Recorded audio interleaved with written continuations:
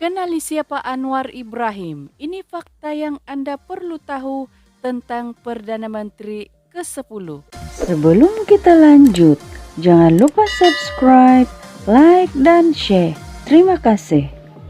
5 hari berteka-teki, akhirnya Datuk Seri Anwar Ibrahim sah dilantik sebagai Perdana Menteri Malaysia yang ke-10 yang di-Pertuan Agong Al-Sultan Abdullah Riayatuddin Al-Mustafa Billah Shah berkenan melantik ahli Parlimen Tambun itu selaras perkara 40-2-E dan perkara 43-2 dan -E Perlembagaan Persekutuan. Istana Negara dalam satu kenyataan berkata, keputusan itu dimaklumkan selepas Seri Paduka Baginda berkenan berangkat menghadiri dan mempengerusikan perbincangan khas Raja-Raja Melayu di Istana Negara. Berikut adalah 10 fakta mengenai Datuk Seri Anwar Ibrahim yang Anda perlu ketahui.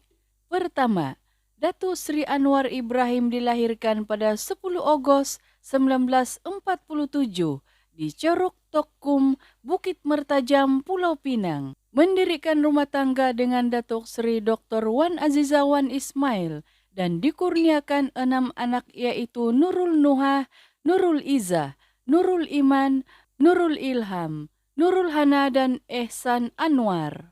Ketiga, memulahkan kerjaya politik sebagai salah seorang pengasas organisasi Angkatan Belia Islam Malaysia ABIM. Keempat, mula berkhidmat sebagai ahli Parlimen Permatang Pau pada 1982 hingga 1999 dan sekali lagi pada Ogos 2008 hingga Mac 2015. Yang kelima, antara jawatan yang pernah disandang adalah Timbalan Menteri di Jabatan Perdana Menteri dari tahun 1982 hingga 1983, Menteri Belia dan Sukan dari tahun 1983 hingga 1985, Menteri Pertanian dari tahun 1985 hingga 1986, Menteri Pendidikan dari tahun 1986 hingga tahun 1990, Menteri Keuangan dari tahun 1990 hingga tahun 1998, dan Timbalan Perdana Menteri dari tahun 1993 hingga tahun 1998. Yang keenam, terpalit tuduhan salah guna kuasa dan liwat pada tahun 1998.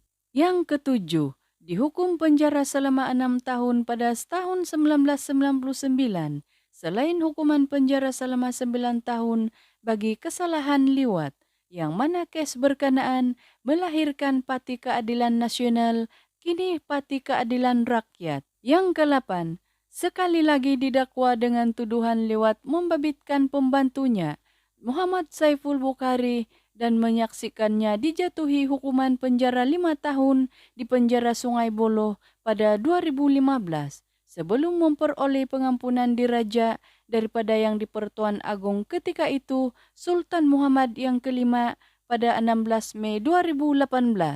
Yang ke-9, bertanding di kerusi Parlimen Port Dickson pada 13 Oktober 2018 untuk membolehkan beliau menjadi Perdana Menteri, namun tidak berjaya.